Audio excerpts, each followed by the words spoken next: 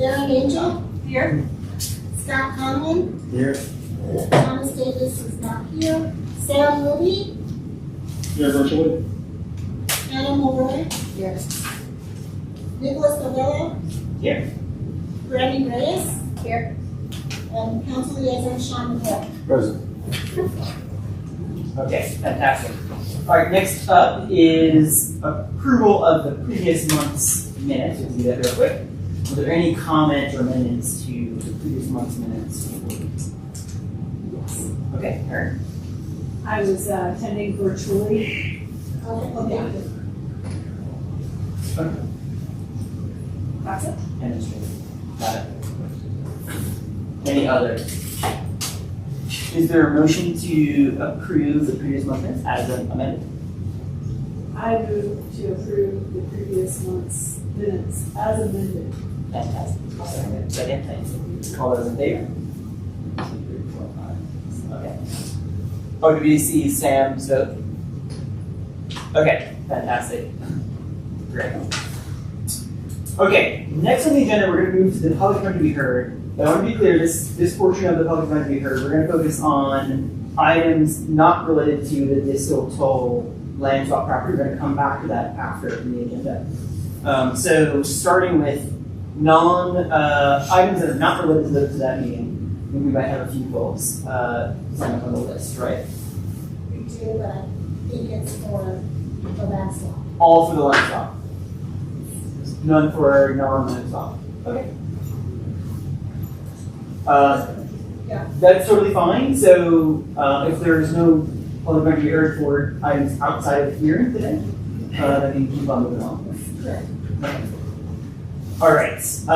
No old business for this month, so that means that we can go straight into new business, which is the public hearing on the total distal land swap. And we're going to start off.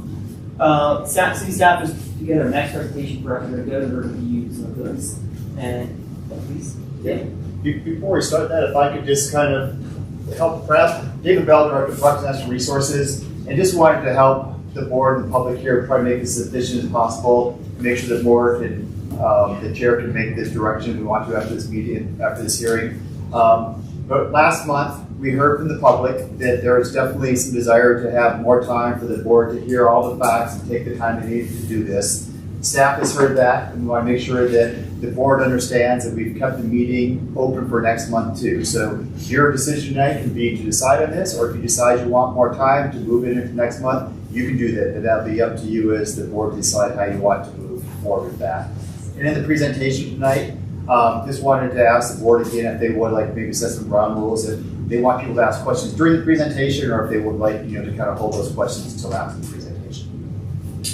I recommend that we hold questions until after, so we have, if there's any quick factual questions that we can answer on the spot, but otherwise, let's hold the discussion until after the presentations. What's our time frame for speaking? We will have, well, we're going to do the presentation from city staff first, and then each people will have 3 minutes. Lucy time I will do my best to manage time, You and want me to, yeah, because I have a lunch and you're one. no, you're just super all. No. You all are as important. I can. We're going to manage the time. Thank you for pointing out. I'm just saying that maybe at 30 seconds to go, just raise a sheet of paper or something like that. So Yeah. we know what to- 30-second warning. Okay, that's fair. I will work. I will. Thank you, David. Great. Okay, with that. I think so. First, I can report you. Yeah. Good evening, Chair and members of the board. I'm Chris Huffer. I'm the Assistant Director of Water and Waste. And tonight with me are Jim Crick, our Assistant Manager. Thank you. As well as Danielle Cassidy, our Open Space Manager. And then we have a few other people with us. Dave Hornbacher is with us too. He's the Assistant City Manager. And tonight we will be giving you a presentation regarding 2 properties that the city owns, and we're proposing an exchange of open space to utilities and public works. So with that, we'll try and start. Just a wake up sometimes. Yeah.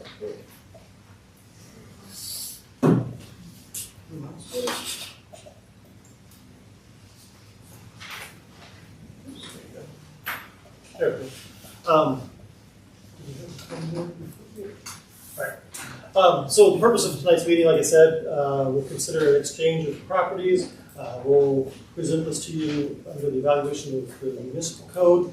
And as David had mentioned, our next steps are to make a recommendation to the city council. But if you so choose tonight that we need another meeting to bring additional information, that is your prerogative too. So we want to make sure you point that out.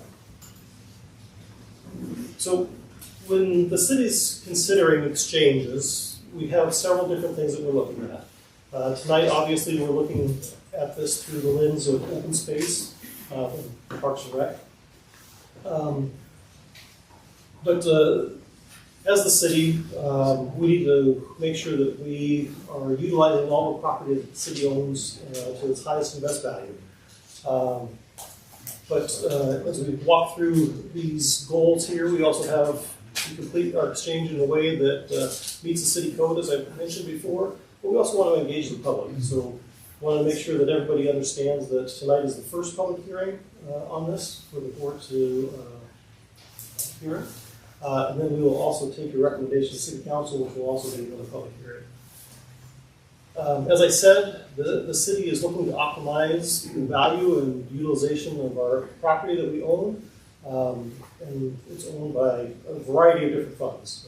When you purchase property, it can be purchased by open space dollars, it can be purchased by water or sewer or other enterprise funds. And because of that, we need to ensure that no fund or part of the city is unduly burdened by an exchange of this sort. There are rules and regulations, just as for open space, there are also for the enterprise funds, that one fund cannot unduly subsidize another one. And then last on this slide, what we're looking at is some of the impetus for why we're bringing this now. There is an opportunity to look for property, city-owned property, that we can partner with the county on doing a compost facility. So the Longmont Municipal Code, or LMC, gives us the ability to look at how we utilize our property. Title 14 under Section 52 contemplates land exchanges if it comes to a point where it appears that one property is better suited for some uses than another. 145201 gives us the ability to do that. The bottom portion of the slide here, 1452.030, talks about what do we need to consider when we do a land exchange specifically for open space. And when we exchange city property for city property, we need to make sure that the value of the land to be obtained in the exchange is equivalent. And that equivalency needs to take into account the size of the parcel, so whether it's acre per acre, and then also the ecological value of those parcels. And a second item there too is whether the obtained parcel would better meet the purposes of open space program than the current parcel that is designated open space.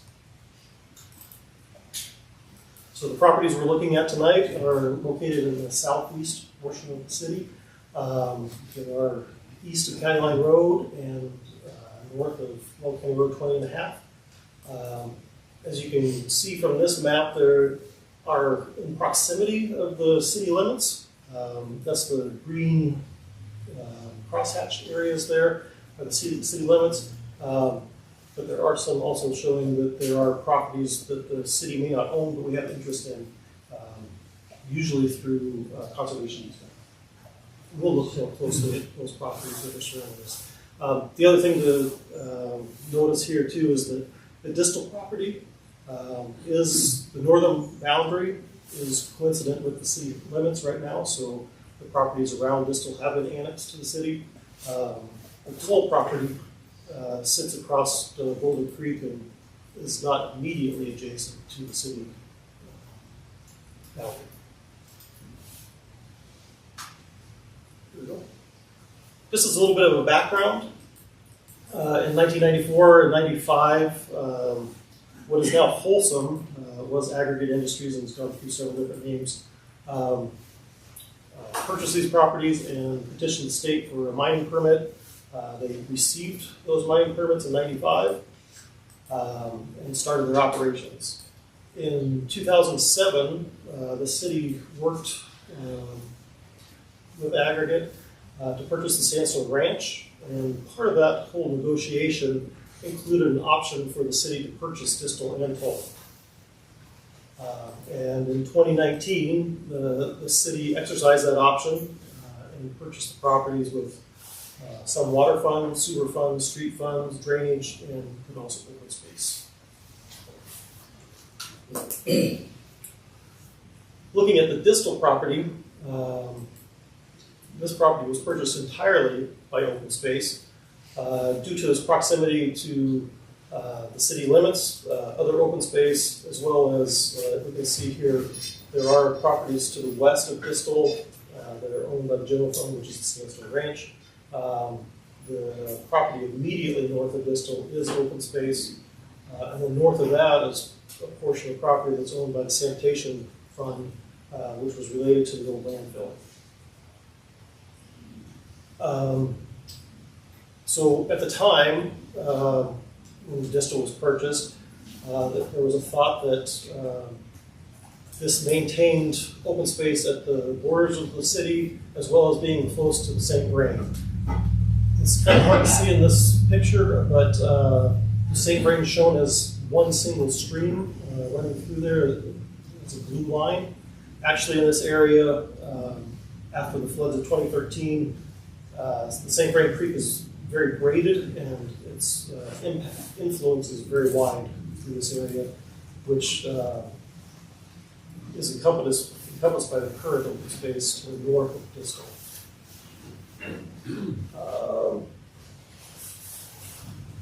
So the city purchased the property. We also entered into a lease with Folsom. That lease has an expiration of in 2033. The city is in conversations with Folsom regarding the property, and then they may be requesting an extension to the 2033 date as well. It's good to note that most of the industrial activities on this site are on the southern portion of the property. And we'll flip to the next one. It gives us a little different look at the site. You can see that it does show conveyors as well as stockpiles of raw materials as well as processed materials. So on this site right now, they're crushing rock, they're sorting it, screening it, washing it, stockpiling it, and then selling the finished product. They also have, as you can see, a dark spot that's a little south of the pond and west that is asphalt recycling. So all they do there is grind it to use as what we call millings. It is good to note also that no chemical treatment of the rock is done at this site. It's all just mechanical processing. Moving to the Toll property, we move across Boulder Creek. Open space funds purchased about a 450 to 500 foot wide tract of land adjacent to Boulder Creek that turns out to be about 33 acres. That was intended to protect that riparian corridor, as well as provide for some transition zones to whatever else was happening on the property.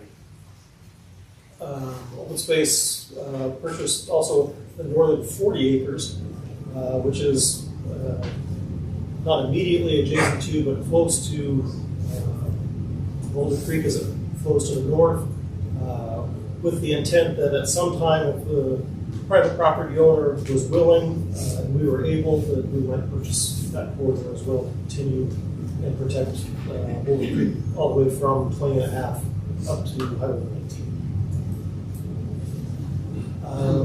The other area is purchased by the Utility and Public Works Funds. It's about 140 acres. When this was purchased, there were operational needs, but nothing that was specific at the time. There are several ideas of what could happen out there, but the immediate need was for an area to fill using the clean fill that we generate from water line breaks, street construction, other projects in the city. But any other potential use out there was considered to be something in probably the 10 to 15 year time frame. I think you're having a hard time in the back. Can you just go a little louder? Oh, yeah, certainly. Sorry. Let's see. And as we talked about before, there is a potential for a compost facility in this area. It's also good to note that with the property that was purchased, there is an additional storage water right, as well as 2.5 shares of the Smith and Emmons ditch.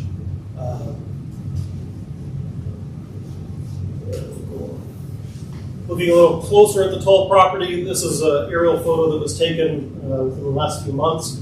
You can see that the site was mined, multiple different cells. So Wholesome has worked their way across the property over the years. And these different cells, some of them have been backfilled, but not completely. So elevations through there vary from somewhere to 10 to 20 feet below what was existing grade prior to mining. Let's see. It's also good to note that since 2013, the state and the counties have been working with FEMA on new floodplain maps. And the current maps that just came out last year actually showed this entire property within what's called the floodway. Not just the floodplain, but the floodway. But it's also good to note that it is not very deep and it's very wide in this area. So there's a good potential that we could go through a FEMA process, a clover and a loamer, to raise a certain portion of the property out of the floodway and floodplain so it's usable.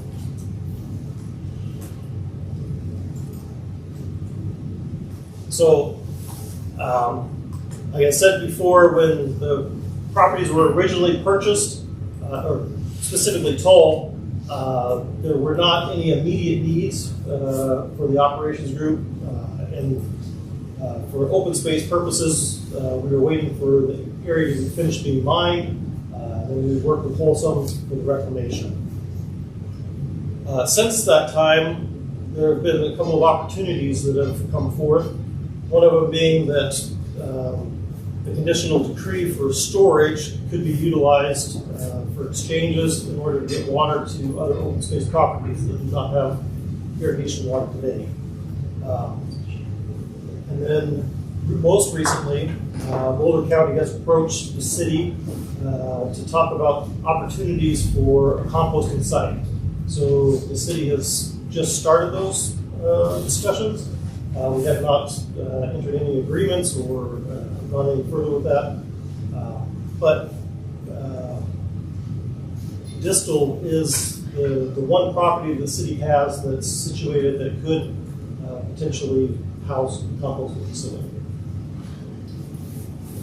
So with that, I'll hand it over to Jim to start a discussion on opportunities for open space. Yeah, Jim, just for people in the back, if you can't hear it all, if you raise your hand out, that way I don't have to interrupt Jim. If you just kind of glance back there, Jim, Yeah. make sure we're hitting the back of the room. No problem. Can you hear me if I'm talking about? Okay, perfect.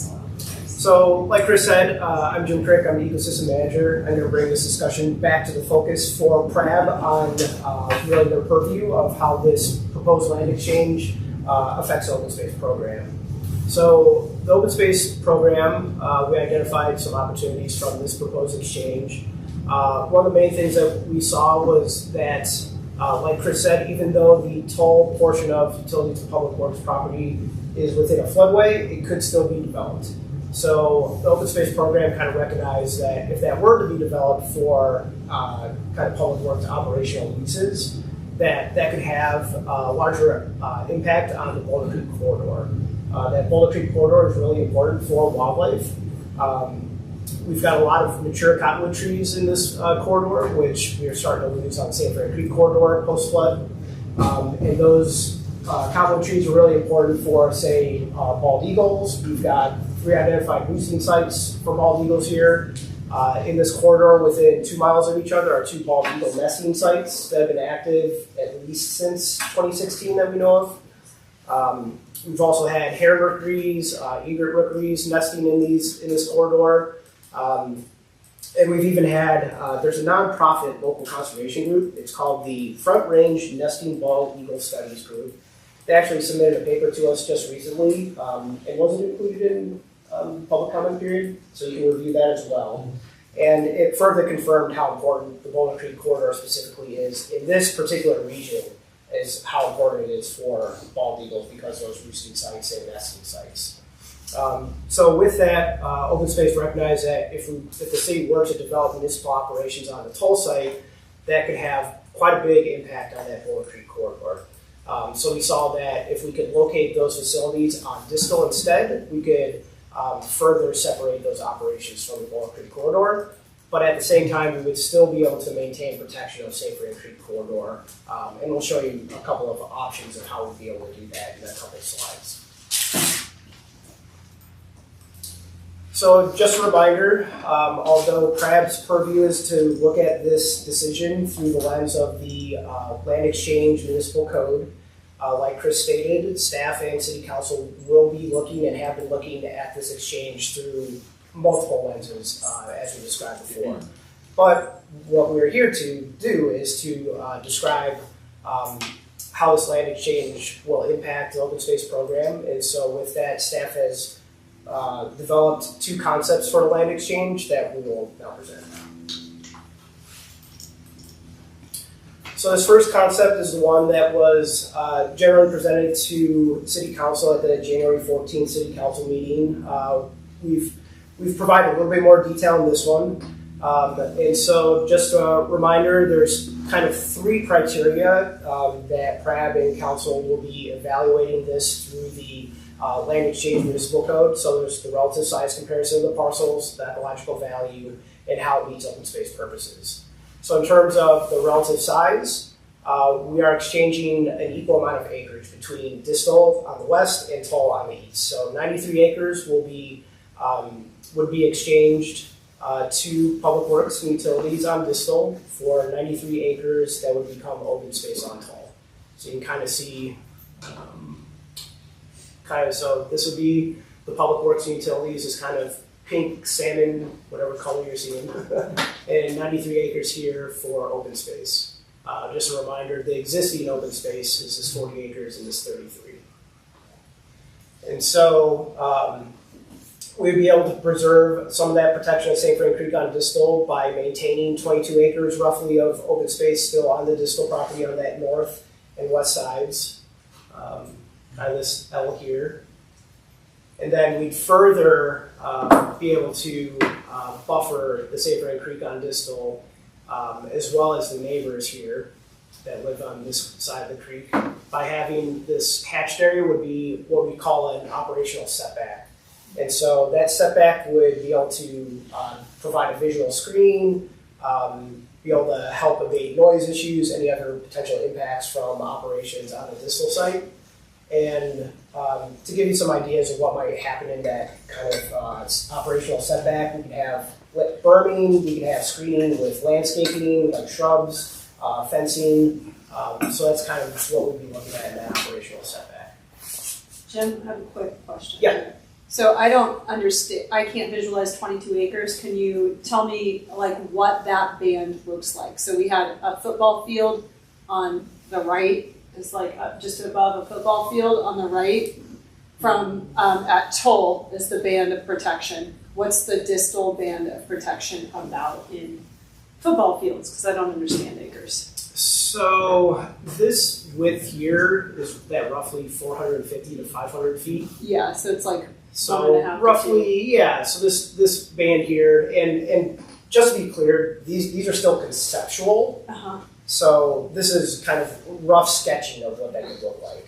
But we're trying to get those acreages more to line up here. Okay, but just like in feet-ish thing. Yeah, so I mean, just looking at this, if you're looking at, say, north to south here on this 22 acres compared to here, it looks about half of that, so maybe 150, 200 feet maybe. But obviously, depending on the direction that PRAB recommends and ultimately what council decides, we would fine tune that and actually be able to say this is exactly what that distance is going to be to be able to get the acreages to line up. Is that helpful? Yeah. Okay. We can visualize. Okay. So where were we? So talking about the ecological values, like we said, we'll have kind of those buffers on distal. The majority of the property on Toll would be open space. So like we mentioned before, if the exchange wasn't going to occur, there would be potential for the operational side, the public works and utility side on Toll to be developed. So if we can shrink that down and create that as more of an open space, then obviously we can lessen that impact of any operations that might occur on Toll. So to see that there's still 48 acres remaining on the Toll site. We have heard, certainly from the public, that there is concern that 48 acres would still need to be filled and would be used for a clean fill to bring that up to grade. So we've been able to estimate on the high side maybe 50 years to fill that in, but certainly that could be expedited to fill that more. As an example, there was a fill site on another property in the middle of town. Estimated that was going to be like 15 years to fill, and it got filled in how long did that take to get filled? I want to say 5, but Yeah. it may have been 6 or 7 years, but So, it was yeah. much faster than we anticipated. So it all depends on how much is produced. But like we said, if we do hear that there's more concern, we could try to expedite that fill as well. But with that, as it is filled, it can be reclaimed as it is filled, and that reclamation process will be at the expense of Wholesome, the gravel mining company, and utilities and public works. And as it is reclaimed, that would then be transferred over to the management of open space to manage as upland habitat.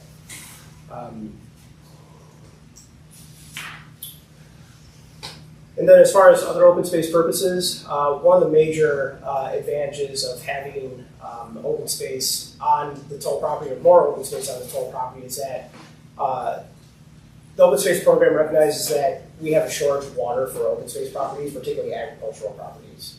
We have one property in particular that doesn't actually have water for those agricultural operations, and so there's nothing secure. So that makes it difficult, obviously, for our ag tenant to actually farm that property. So we would be able to potentially develop water storage on the Toll site that would have a priority for meeting that open space water shortage need. So our second concept, flipping through. So this shows kind of the concept of where that water storage could be on the property. And also, there would also have to be an operational setback from that reservoir. You can't just have fill just go right up to it, so you have to have some sort of setback. So that would even lessen even more of the operations going on in that 48 acres. So the second concept is one that we're actually calling our preferred option for that staff developed. And that is because this is in reaction to the comments that we've already heard from the public and their concerns. So we're trying to meet those concerns with this option. And we also feel that it meets these 3 criteria the best compared to the first option. So again, starting with the relative size comparison. On this one, open space compared to what utilities and public works would receive would actually be a little bit more going to open space. So approximately 55 acres would become open space on Toll, and in exchange for 50 acres on the distal site. So open space would come out a little bit ahead on that one. In terms of ecological value, pretty similar except to the first one, except the most ecologically valuable areas on both properties would be open space, and those ecologically sensitive areas would really be those buffers on St. Friend Creek and Boulder Creek. So you can see, and maybe we can go back and forth so you get an idea, or not. Well, don't want to mess with it.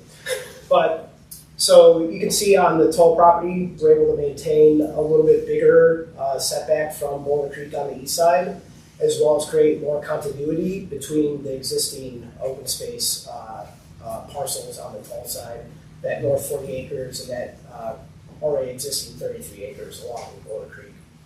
And then you also notice the open space acreage on the distal site. We've got significantly more, particularly adjacent to the St. Vrain Creek to the north, so that's 65 acres there that will be retained as open space in this option. And like the first option, we would still have that operational setback, that kind of green hashed area around the 50 acres there, with the idea to try to center the compost facility on that kind of the bottom part of the T there, and try to set that as far away from St. Vrain Creek and Road Creek as possible on that site. And with this one too, we would have the possibility of doing the water storage to be able to make up the shortage in the open space water for agricultural properties.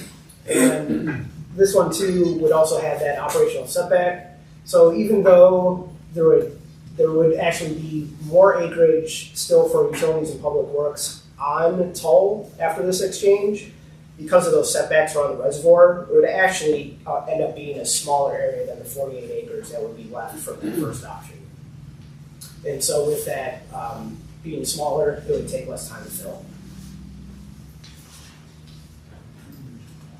And so this is just giving a very conceptual idea of what kind of final reclamation could look like with water storage on Tull.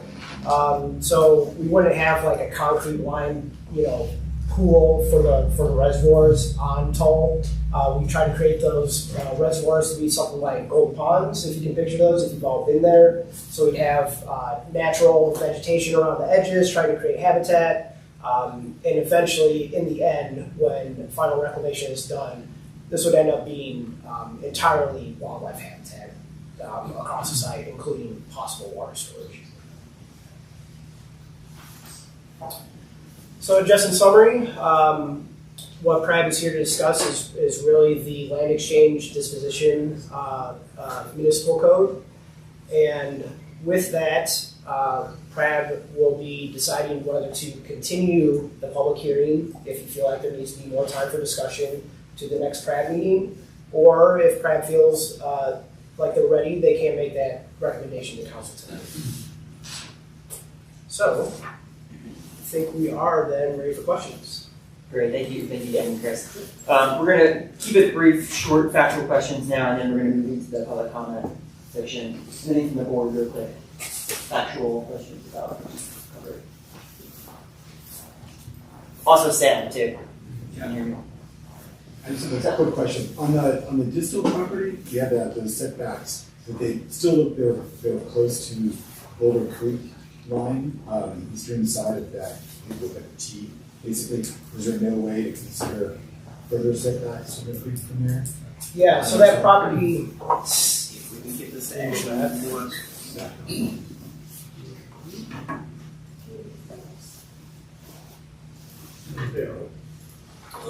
So are you talking about this area here? Right, yeah. So that is all private property. No, but I'm sorry, I'm actually talking within the distal property. Oh, itself. here? Yeah, if there was more setback that we put on the eastern side of it, it'll all be further away from that. As like an operational setback, or to keep that as open space?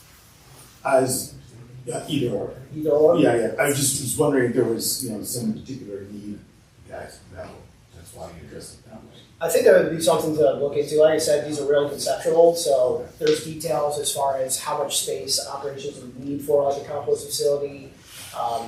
Another consideration, we had thought about open space on that east side, but managing a narrow strip of open space that's not really contiguous with other open space will be a little bit more difficult. And so instead of having open space be responsible to manage that narrow sliver, open space was looking to try to make that more as an operational setback that would be more managed by utilities and public works. Okay. But certainly that's something that could be considered. Okay. Any more from the board? Can you go back to the picture of a modern compost facility, please?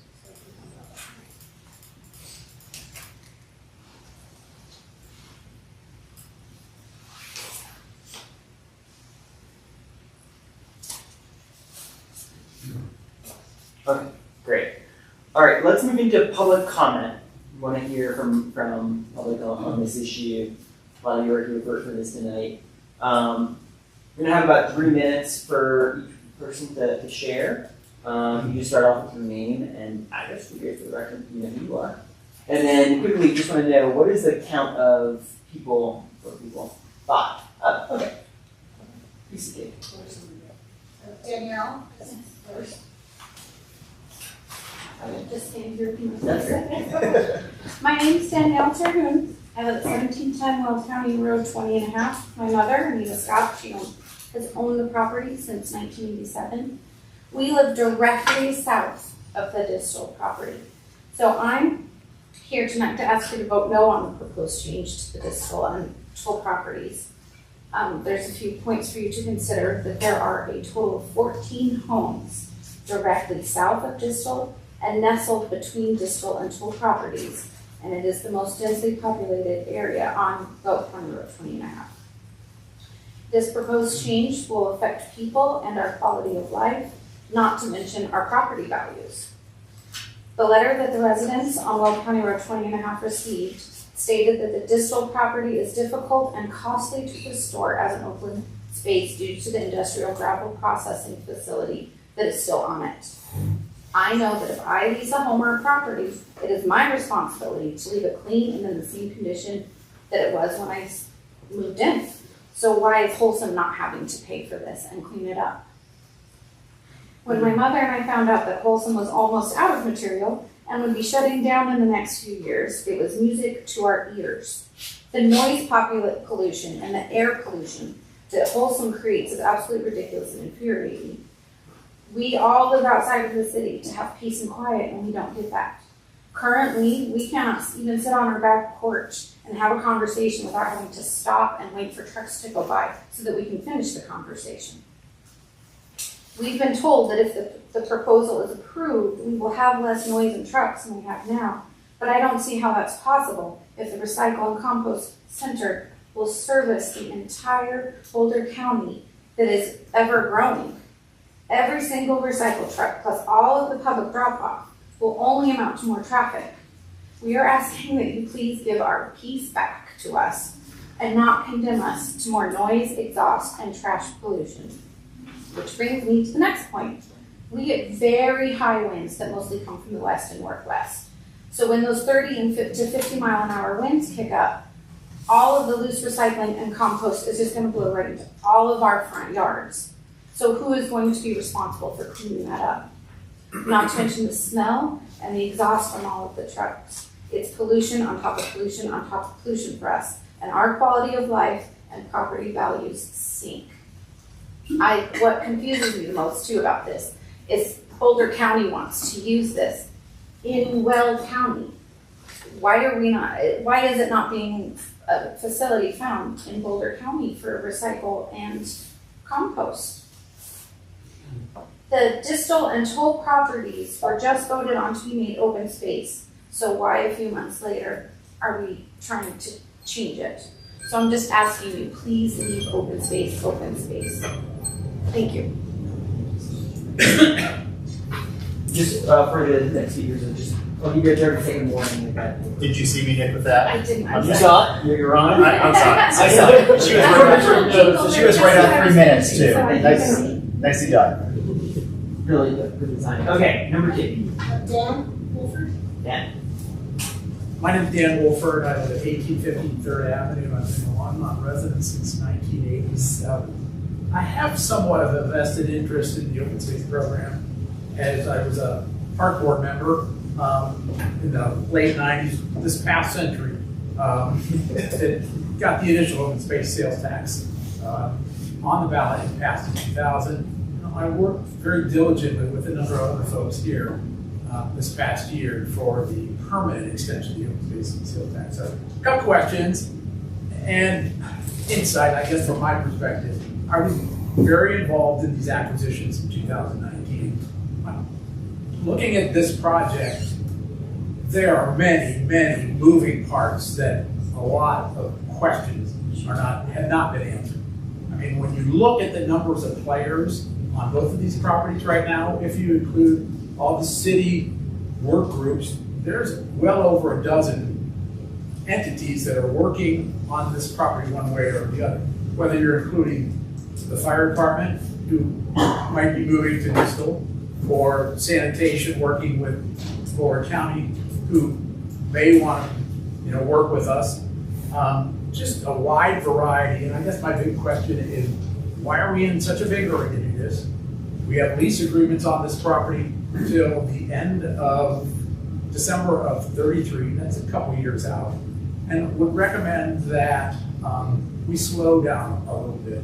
Take your time and look for some of these answers that I've talked about.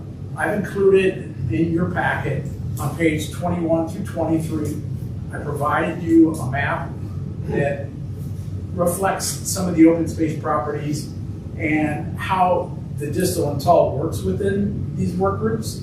So I would suggest that you take a look at the questions that I've raised, and if you decide to move forward, there's a second page, has a bunch of recommendations, including additional land acquisition around this area that would be, I believe, would be very helpful in the operations of a compost facility as well as further expansion of the open space program. So with that, I'm just going to leave it like that. You guys are very capable of reading my questions, and I'm happy to be a resource at any time for this because I do have the background. The other question I have is, I have a couple questions of Jim from the presentation, but I don't want that to take a distract from me. And I'm just curious from a PROUD perspective, how might that work? So the procedural question about The couple of options that were presented here, and from an operational perspective. okay. I'm not sure if I have a great answer for you on that. Okay. Just share some. Finish the public comment portion and we talk about options. I'm good at that. Thank you. Paul Schreiber? Appreciate everybody that's here tonight and the opportunity to be able to speak. And I know your time is, you spend a lot of time in this, and a couple of your salaries aren't very good doing this. But anyway, thank you. But I'm 1260 County Road 20.5, so I'm just across the road. And I think everything has almost been said, so I'm not going to waste a lot of time on that. But our road, Well County Road 20.5, is a disaster. The traffic there is absolutely horrible. And to put more traffic on that road is absolutely a huge mistake. I worry also that this is a gravel pit. Gravel pits are known with the water to move through them very easily, and I'm really concerned about the ditches and the canals that run through there and how the water is going to travel from there to Boulder Creek especially. Also, we actually call compost. We do a lot of it for our farm. We farm there for my whole life. I mean, I've lived in that property my whole life. It's a long time, you probably tell. We've hauled compost for a number of years. And if you show a modern compost facility, the ones that I see don't come anywhere close to that. There's trash for miles. There's tall fences that are very unattractive. And I think you really ought to consider where this facility goes. And to back up the other part of this, my one that bothers me the most, that we're in Weld County hosting a compost facility to take care of Boulder County that rejected one a couple of years ago. And it's like, there's a gravel pit just west of us that might be another opportunity down the road that you could be enough area to put a compost facility, and it's actually in Boulder County. So again, thank you. And that's, oh, my one question, do you guys all get copies of the email comments? Okay, so I'm holding 3 of them in my hand, and I'm just hoping that you got a chance to put it all. So, We have that. Thank you. Sherry? Yeah, before I started last month, the other time I was here, they said 3 to 5 minutes, so mine is 3 minutes, 30 seconds, so I'll talk fast. Sherry Malloy, 1632 Sherman Way, Longmont resident since 1986, and active community member and open space advocate. I'm also a huge zero waste volunteer and advocate who wholeheartedly believes we need compost infrastructure. I am not necessarily opposed to this land exchange nor the open space designation change. I am opposed to perhaps supporting this proposal as it currently stands. My comments for this meeting are on page 61 to 64 in your packet. I won't read the 4 pages now. I do want to stress that this proposal has many moving and overlapping parts, issues, players, and agendas. It is much more complicated than the January 14th council communication reflects. The proposal before you is a good start, needs a lot more input, planning, and specific content before supporting. Thank you for serving on this board and taking this opportunity or the support proposal seriously. This proposal, as currently written, places a huge unfair responsibility on you. You and all of us deserve a revised proposal with thorough planning reflecting new information we've been presented tonight. At the January 14th City Council meeting, our city manager promised to make open space whole as a result of this proposal and designation change. Some of our group, Longmont Friends of Open Space, met with Harold Dominguez last Wednesday, February 5th. Harold generously gave us 2 hours of his time to discuss many of our concerns and questions. He acknowledged the concerns raised by open space, wildlife advocates, and neighbors, and saying they've been heard. Tonight's concept 2 clearly shows that. Very encouraging. For our first question, what's the rush? Harold assured us that there's absolutely no rush, that he didn't anticipate Crab would make a decision at tonight's meeting. He said moving the recycling center to Disco was probably not a good idea and probably would not happen. He said he also suggested no more than 50 acres of Disco would be used for the compost and/or city operations, and the remainder of Disco would be open space constituted. Regarding what operations the city might want to locate at Disco, he assured us it would be nothing too intensive. He told us there would be enhanced buffers around development to protect open space, and the public works would pay for those buffers. Harold committed to investigating acquisition of more properties for open space in proximity. You recognize there are many complexities to this proposal and emphasize again there is no rush. We reviewed the 11 recommendations Dan Wilford, former open space manager, submitted in your packet on pages 21 and 22. Harold thought those all looked doable. He said the city has been speaking with homeowners about their concerns. I left that meeting feeling much, much better about this proposal when it is revised. I feel confident our city manager is committed to keeping his word to make open space whole. That said, the 2.0 version of this proposal must have the 11 recommendations included to ensure things don't get forgotten or undone in the future. Tonight, I'm hoping Crab will delay your decision until these 11 recommendations are reflected to safeguard that promise to make open space whole is kept. Our group, Friends of Open Space, spearheaded the open space sales tax extension that was successful in last fall's election. Crab unanimously endorsed that ballot measure, and 74% of Longmont voters have said yes. Their vote demonstrates the high values they place on protecting open space and also their trust in our local government. I'm sure we can all agree that fostering public confidence is a very worthy endeavor at this time.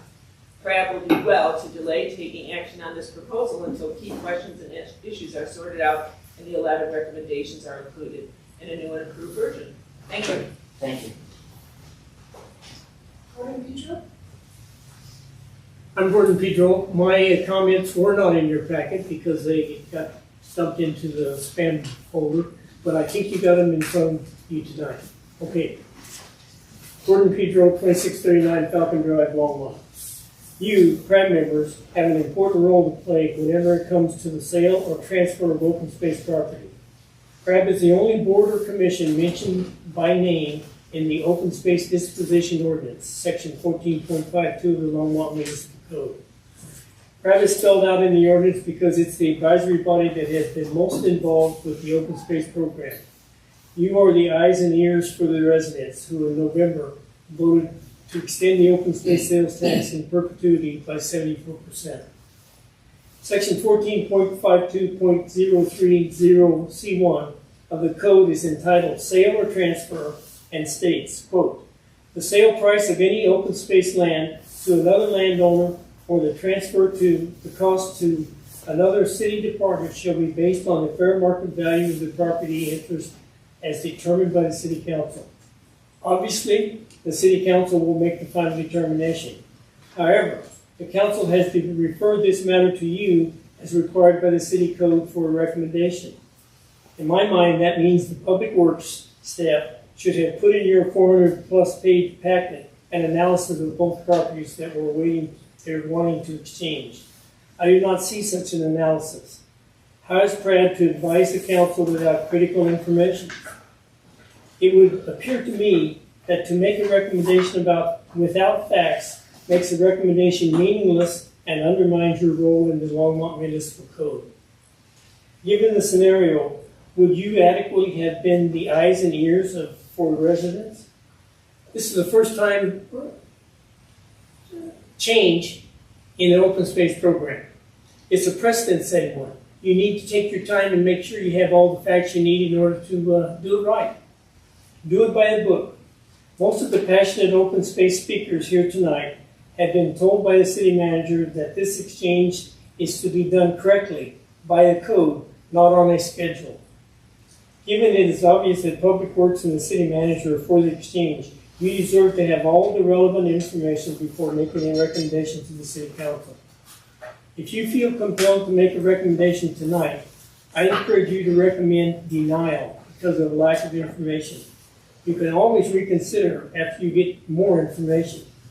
Denial will challenge everyone to do complete staff work, which has not been done up to this point.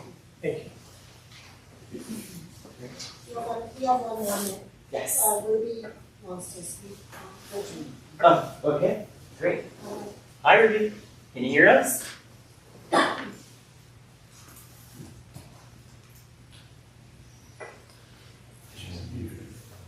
Oh, off mute.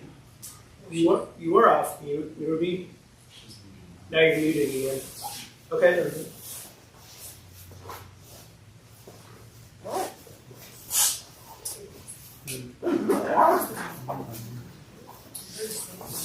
Yeah, Sam was talking earlier. So, if nothing else, I can put it on my microphone, or on my speaker. Yeah, Should I just do that? I think so. Does that work?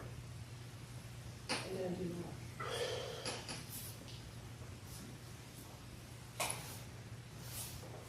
Hi, I'm gonna have you on the speaker on my phone, because I can't hear you with the computer, I'm not sure why. Okay. I don't know why it's not working. Okay, it's gonna be quiet. That's all right, Ruby. We're hearing you now. We have about 3 minutes, so just please start with your name, and your name, and your address for the record as well. Thank you. Ruby Golden, 1512 Left-Hand Drive, Longmont, Colorado.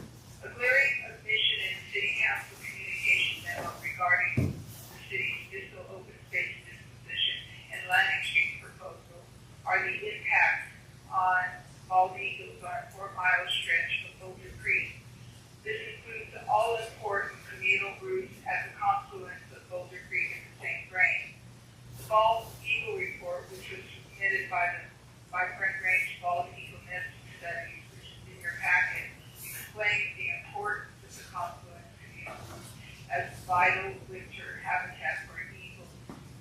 This report also documents the sharp decline of this route due to environmental and human cost factors. After reading the report, it was clear to me that the proposed city development at Distal, which will bring increased noise, light pollution, and human activity to the area, will ecologically damage eagle habitat on Boulder Creek. Another concern which was brought to the attention of city staff is that if the composting facility was built at Distal, bald eagles and other wildlife in the area may forage for food scraps in the compost heaps that are deposited on the property. It's my understanding the facility will be enclosed but dropped off pre-processed compost piles will be outside. We shouldn't let our eagles become compost scavengers. We should have more respect for these eagles. A compost facility on Distal will open up our eastern greenbelt border to more development and will increase environmental impacts to our wildlife and to our neighbors in Will County. Boulder County and Longmont should move the compost facility location to a 10 to 20-acre property in Boulder County, not in Will County. Boulder County residents are the ones who will generate the compost waste, so we should take responsibility for our waste and find a place in our own county to process it. Finally, as a Native American, as a Navajo, I highly respect bald eagles. They are an important part of the spiritual lives of many Native tribes. They are part of our healing ceremony and our creation story.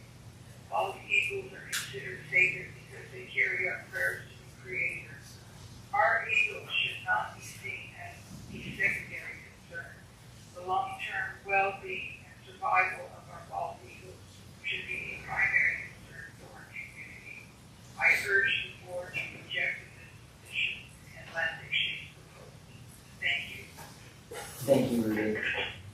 Thank you, Rudy. Oh, you're the best.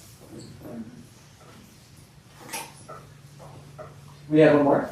Two more. Okay. Awesome. Hi. Nate? My name's Ethan on Green. I live in Longmont.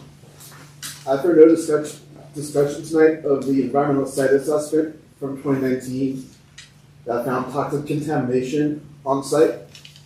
And so that raises the question, what are you hiding? The Phase 1 ESA conducted by Terracon provide alarming evidence of contamination and environmental hazards that the report itself recommended warrant further subsurface investigation, including the 12,000 gallon diesel above ground storage tank on site since 1991 was identified as a recognized environmental condition due to insufficient spill containment measures, posing a direct threat to soil and groundwater quality.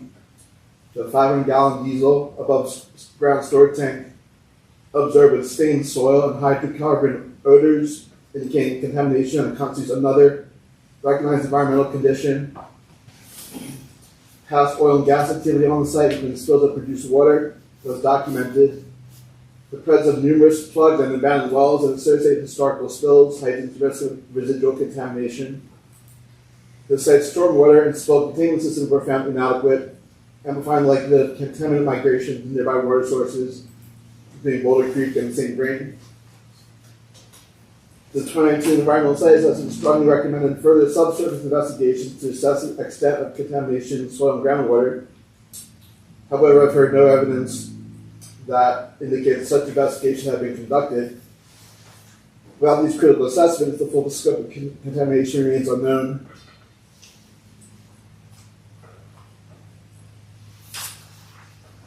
There is no clear understanding of the risks posed by subsurface contaminants, including the potential interaction with leachate from a composting facility. Proceeding with redevelopment would be reckless and could exacerbate existing environmental hazards. A composting facility inherently involves the processing of organic material which generates leachate and odors. Placing such operations on the site with known contamination presents the following risks of groundwater contamination, air quality concerns, and health risks to waters and residents. I've heard no discussion of the toxic release inventory reports that were filed with the EPA for 6 years, from 2002 to 2008, for benzopyrene and PACs. So clearly there's a need for comprehensive subsurface investigation, soil testing, water testing, phase 2 environmental study assessment, site assessment. When you look at the permitting for what's required for a composting facility, all this extra testing and engineering components to create a safe composting facility will probably cost upward of $500,000 to $1 million and require 2 to 3 years of extra permitting to build a contaminated site compared to a clean site. And I've done all that analysis. So it's obviously a really bad idea, and whoever thought of this and brought it forward should be fired. Thank you, Ian. Ethan. Ethan, right? Thank you. Okay. Are you all speaking? Okay. We have no more. No more. Okay. Great. Thank you for everyone who spoke. Really appreciate hearing your thoughts on this subject. So, addressing the board now. Hey guys. We have options. You've heard it a couple times from city staff, also from the public, which is great. We are not in a position where we need to make a recommendation tonight to city council, but we can choose to do that if we feel like we are aligned on a decision for that. If we decide not to make a decision, we want more information, and it's acceptable. The way we'll handle that is we will not, we'll close public comment, but we will keep the hearing open so we can discuss it next month further detail.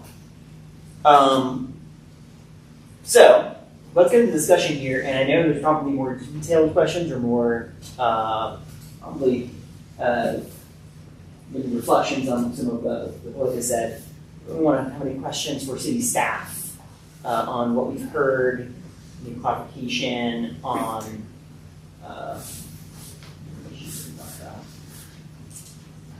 I have a question.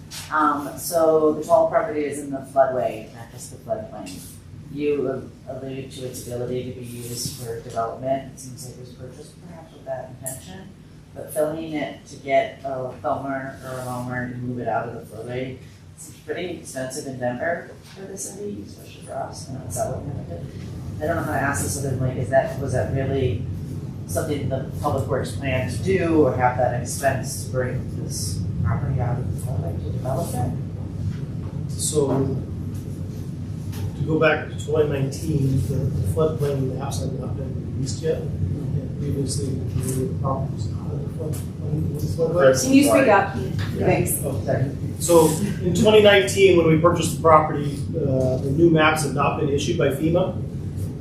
And that the property was not, majority of the property was not in the floodway or the floodplain. So there were areas that we could have done development without that. So that is one impetus for this exchange, is that the distal property is not in the floodplain or the floodway. The northern portion, there's a portion on the north side that isn't safe for. But that is one option that, as you indicated, is time intensive and expensive to do that, to do those studies. So that is, if the exchange does not happen, that's one option for the city to look at.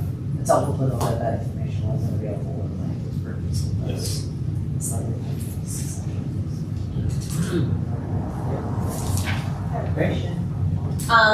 I think that you mentioned that Distal was an appropriate site for the compost facility, but not toll. Why is that? I don't know if it was worded that way specifically, but really the idea, like Chris was just saying, if the land exchange doesn't occur, there is still that possibility that the toll site that is currently Public Works and Utilities property could still be developed for those sites. And so, from an ecological perspective, that impact of having those facilities put on the toll, utility, and Public Works properties would have a bigger impact upon the Boulder Creek corridor, which, like we explained earlier, was really important for eagles and other wildlife, compared to if it were on the distal site where we could set that farther back from Boulder Creek. I was just thinking because it's also closer to a lot of houses and towns, Distal. I have a follow-up question. Well, unless someone else wants to ask it. What brought this proposal now with the lease still ending? So the main impetus for moving this forward was opportunities on the property.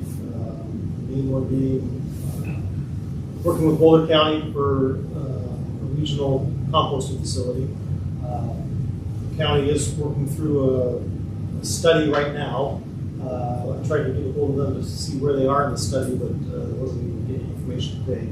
And it's my understanding that they were looking at other sites. Those other sites have a lot of cost associated with them. And that it's my understanding that this, when you do the land exchange, the distal site is probably the best suited and most likely to be developed for composting. Can you explain how that can be the case on a toxic site? I'm sorry, sir. I appreciate the question, but this is no longer a public comment period for the board. Thank you. Great.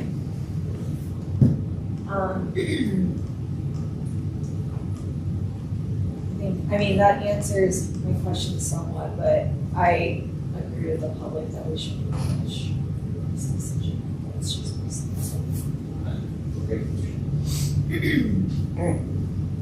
I mean, there's a lot. There's so much. I mean, it kind of sounds like a soft threat, of like, well, you don't do this exchange. We're going to just put it where there's flooding, and you know, you have nothing to do with that. Like that's sorry, I'm doing like that's just in my head. The the voices in my head that talk to me sound, it kind of sounds like a soft threat, and it also kind of sounds like, we gotta jump on this, like, correct me if I'm wrong, we gotta jump on this composting. Why do we didn't answer, why do we have to jump on composting right now? Like, why do we have to jump on that right now? They're still gonna like this later, or maybe they're gonna find a better spot. The county does have funding now that's available. That's a good answer.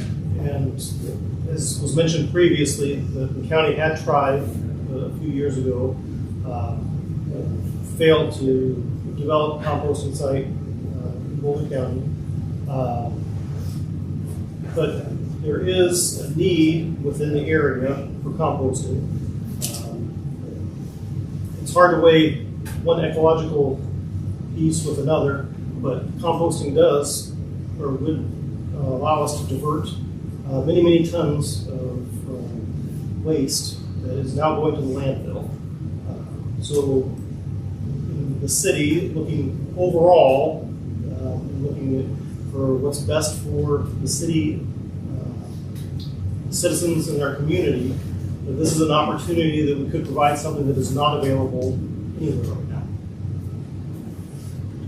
And then my next one is that it seems like there's a lot packaged with this, a lot more things that are packaged with this than, you know, it's like what we all complain about happening in Washington, like let's vote on the one thing kind of thing. But it seems like there's a whole package, like we're talking fire, we're talking, you know, like what is this? Like, do we need like that's a whole different question. Do we need a fire training center right across from your house? Right? Like, you know, when we already have one, and the county has an amazing one that we can just use, like so good. But anyway, with that, like there's just a lot packaged in there. And I think it's not as transparent as it should be. Like it really needs to, we need to be honest with what we're asking and what we're going to put on this. Thank you. Scott?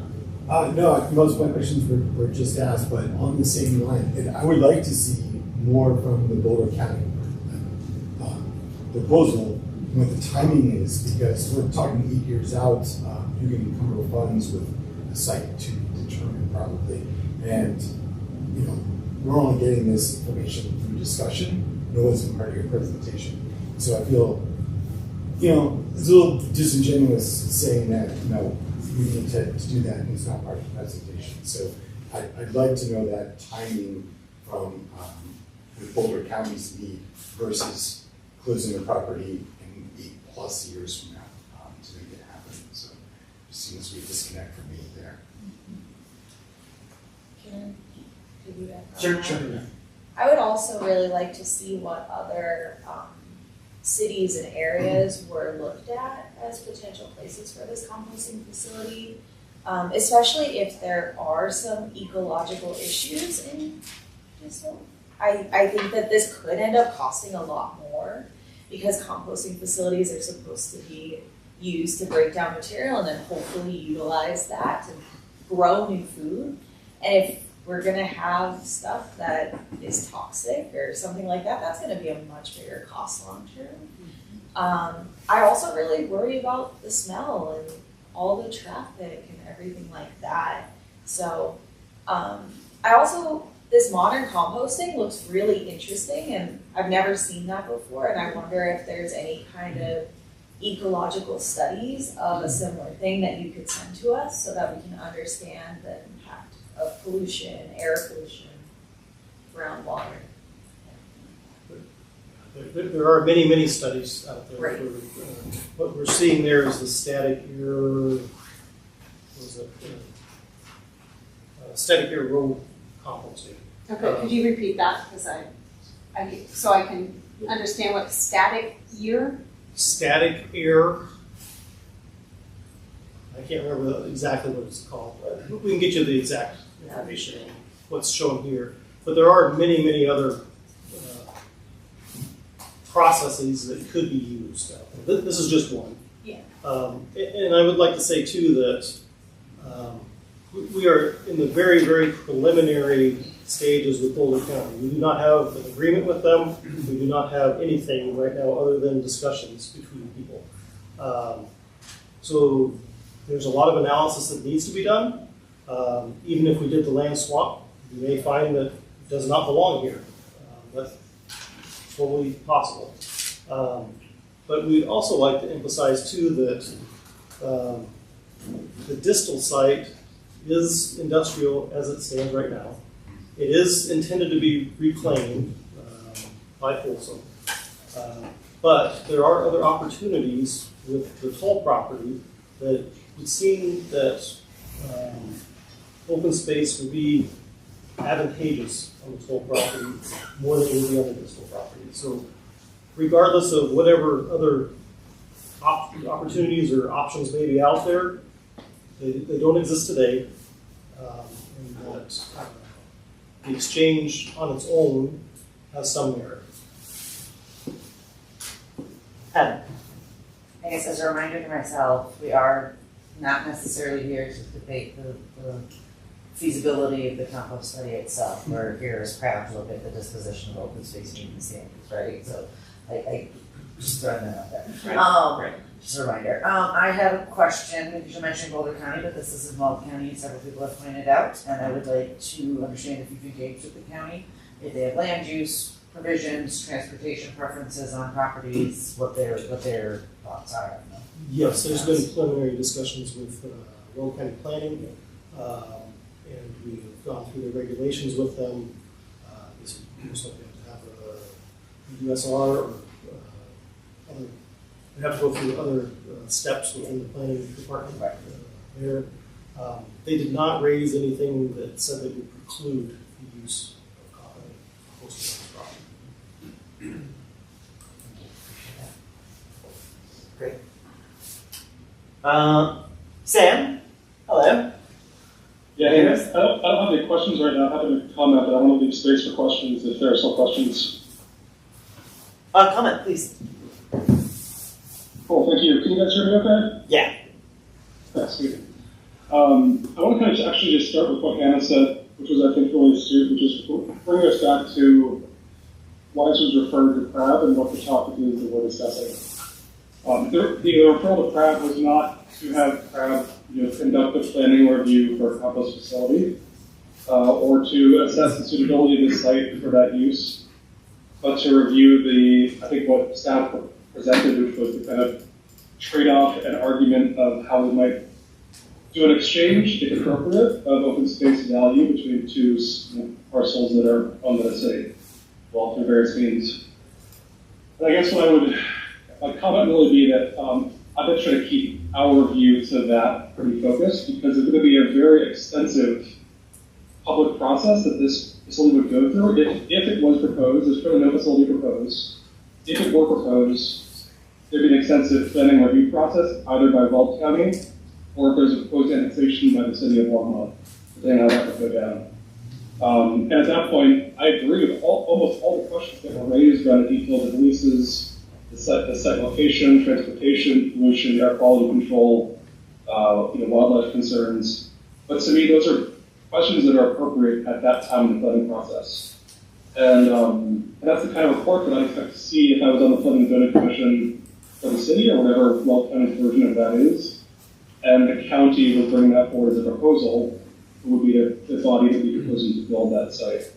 So again, I guess my comment is that based on the merits that Jim presented and the staff pulled together, I'm supportive of this primarily because I think it sets us up for more options in the future. That's how I'm seeing it.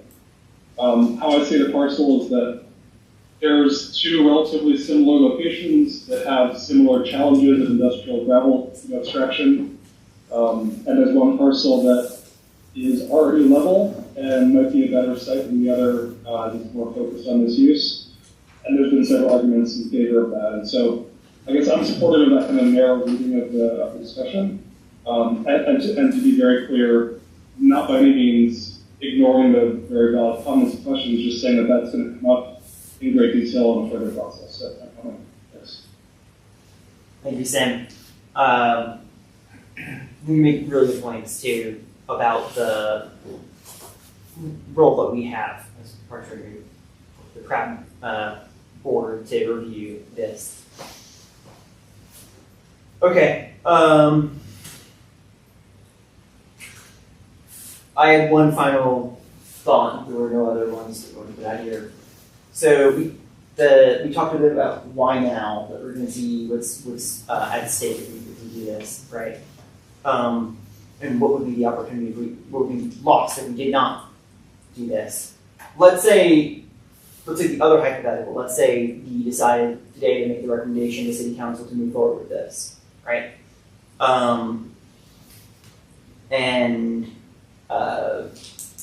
City Council decided to move forward as well. And then, for whatever reason, the composting facility fell through, or those plans. What then? Is that a one-way door that we can no longer go back through once we've done this line swap? Or do we still have options in front of us to reevaluate at that time? I'd like to ask city attorney. I don't think that there's any provisions that say you can't change after something. Yes, the Longmont Municipal Code steps remain the same regardless of the actions taking place right there. So there's, of course, processes you have to go through that would make that hard, as it should be, but it's not completely irreversible, is what I'm hearing, right?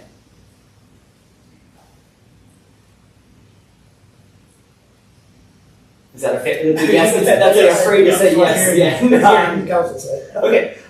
I think it's important to call that out because we talked a little bit about the time, the urgency behind this, wanting to strike while the iron is hot, and we have Boulder County funding and all of that. And then some of the arguments I've heard are about, well, we need to take more time to review and to see the details of such. And I think that's fair criticism, but I think Sam pointed out as well that those proposals, that will take time and further studies, and we'll have to do more work in the future. But making a decision tonight to move forward with this wouldn't be the end. There would still be more discussions in the future to go and to further evaluate what we're talking about here. You take one step forward, and it is impossible to take it back. Like, look at not impossible. It's just so tough. Like, look at look at what I had been pushing for the whole time I was in PrAB with the Gala. Like, once you move any place with the city, going backward is like slogging through a mire. Like, it's just too tough. Yeah, you have to be sure before you take that step. That's my personal opinion. I wish this was like a circle of us just actually talking, because this is not us actually having a conversation about something that is just really tough. But I just feel like it's just time to go forward and then move back. Okay, thank you for sharing. All right, so I'm hearing different voices about where we stand on this.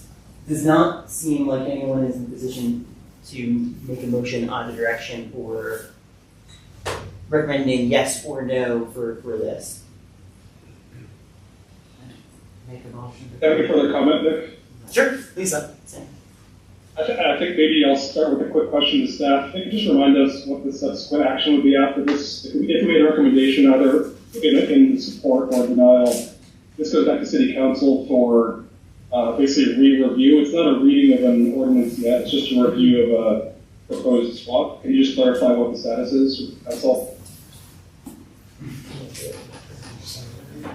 We're consulting legal. Well, the way that it's scheduled right now would be potentially at the end of March, this would go back to the City Council for first reading. Right. Of an ordinance.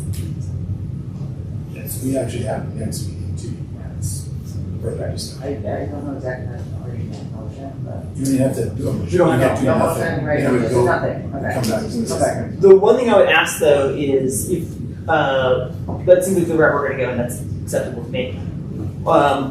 Let's let's align on what information you'd like to see additional beyond what we've seen today that we want to bring into March's meeting. That's important, I think, because otherwise we're going to be just going around in circles, and I don't know if that's going to be. I have one I can start with, Nick. Yeah, exactly. So I think somebody from staff mentioned that we request information from the county on the status of their research project and the potential composting sites, and didn't hear anything back. I would ask that we stridently request more information from the county on the status, expected timeline, and back and forth. If the city's potentially considering hosting that site on city-owned property, or if there's some exchange, that's a pretty big, coming through for the county, where it's been so difficult to find that site. And I would expect the county to include the city more closely on the planning study that's underway. And ask that we re-request that information and come back with a better idea of that timeline, maybe an understanding of how many sites they reviewed or looked at, or what this criteria were, or a representative from the county planning, and I forget the renamed part of the county organization that does that. Community Planning and Permitting, CPP. Ask a representative of that staff, if they're funding the study, organizing it, to come and speak at the next meeting, if that's the case. I think we deserve that, and would ask for that. Thank you, Sam.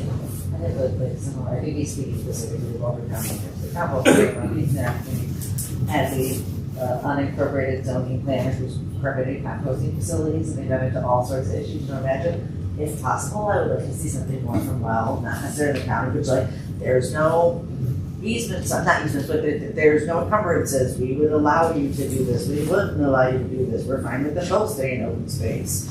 One zone this versus that. I don't want like a formal zoning letter necessarily, but something from Well County would be nice in terms of their thoughts of things on open space versus not what their zoning is or something like that.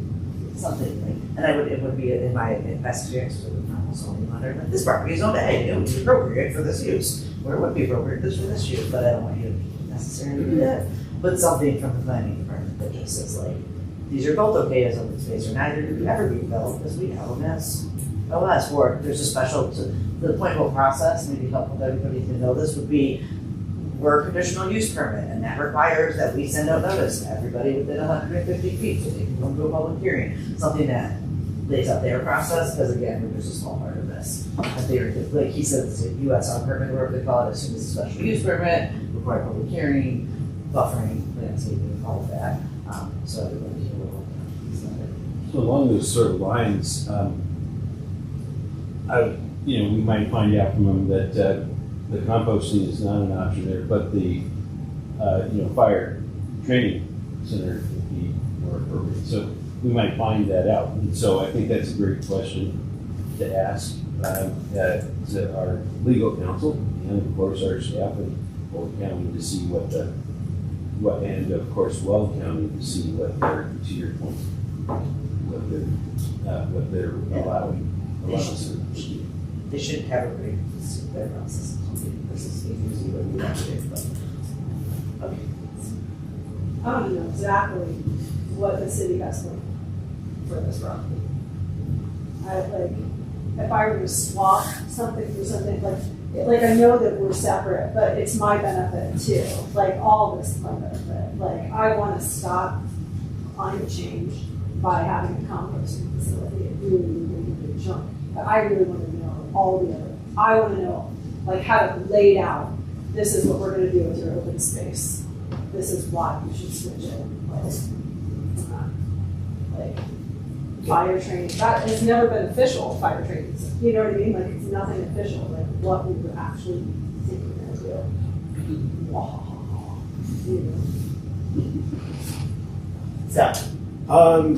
So I guess I came into it a little naive of what a compost center was. I was really considering like a recycling center sort of thing. And so I guess, for points that were brought up from the public, environmental impacts on the adjacent open space, I think is incredibly important to ask staff to know what that looks like, because you can have a buffer because you're going to have industrial vehicles over there, but if there is a lot of plastic in in the composting, I don't want that on the rest of our open space that's to the west and north of Distal, for instance.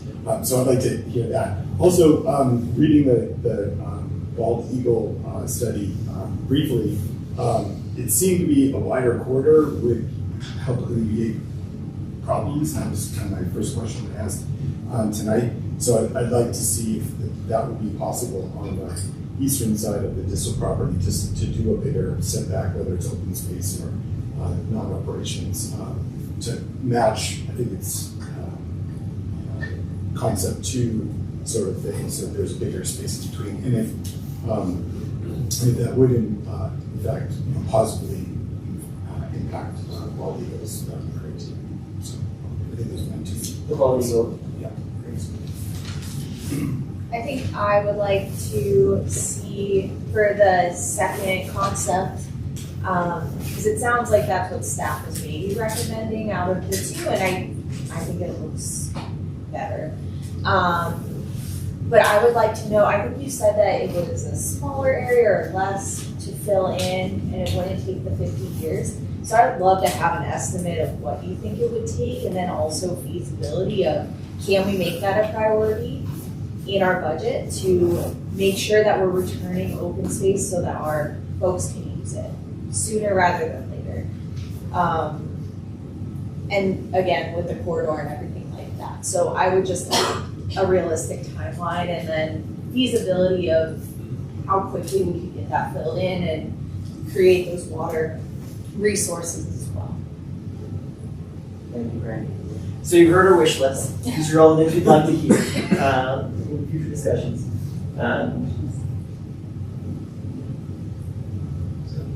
Do you have any wishes? That's okay. That's okay. Okay. Just want to make sure. Okay. Appreciate that. So we're going to we decided to close public comment, but continue the hearing through next month. And we hope to like to see what we just discussed on the docket. And Jeff. We'll need a motion for that. We will need a motion for that. Can you just clarify, is public allowed to come and talk about this again next meeting? So you're, okay, just wanted to make sure that you're not closing that. Absolutely. Okay, thanks. Just clarify. Every meeting will have a public comment. Cool. Yes, Just wanted to yes, clarify. and you're welcome to come back to every meeting. I'm not having anything to say, I'm just, yeah, for the, Yes, that's a good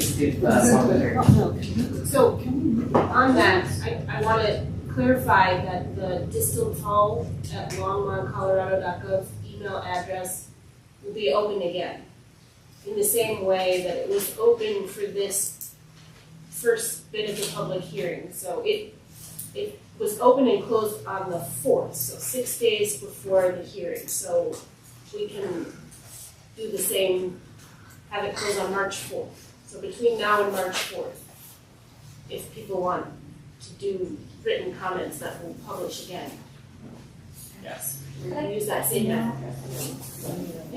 The address is distal, D-I-S-T-E-L, toll, T-U-L-L, so that's all one word, distal toll, at longmontcolorado.gov.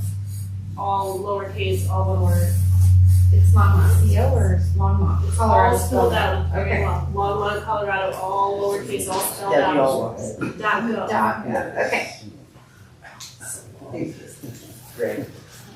Jeff has made one parliamentarian style edit that we do need to have a motion to make this decision. To table it. Right. To continue it to March.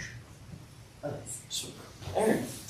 I move that we continue this discussion to the next meeting with additional information to be provided, please, by the city. And Weld County and Holden. Okay.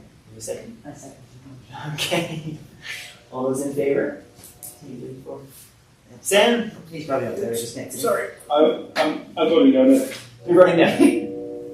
Okay. All those opposed? Sam says no. Thanks. Okay. Alright, so we have enough to carry the vote to say, yes, we're going to move, that motion passes. And we'll discuss this in the following meeting. Okay, so one more parliamentary question here. Do we technically adjourn this meeting? Or no?